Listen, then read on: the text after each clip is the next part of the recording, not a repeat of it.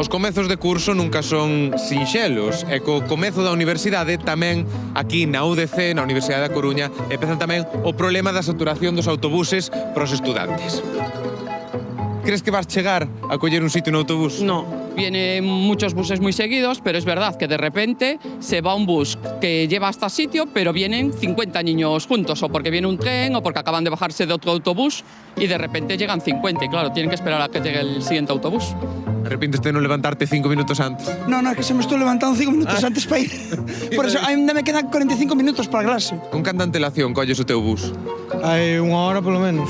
Temos clase ás 9 e son e 20, así Aí que... está, aí chegades ben, mi madriña. Con 40 minutos antes, a veces. Depende. A veces máis, pero non sirve de nada. Porque chegamos da escola igual, sexa a hora que sexa. Llenos. Pasan e normalmente non paran. Nestas últimas paradas é onde máis se acumula a xente. Sí? Sí. Que hasta saen autobuses casi baleiros, o seguinte que está a tope. Y el siguiente llega lleno y no se puede subir nadie, claro.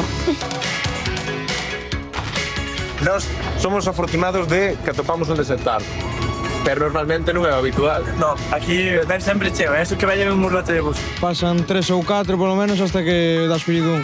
Tenche pasado de quedarte fora do autobús porque non había sitio para ti? Sí, pero de llegar tarde nunca. Ai, bueno, perfecto, gracias. Solo llevo unha semana aquí.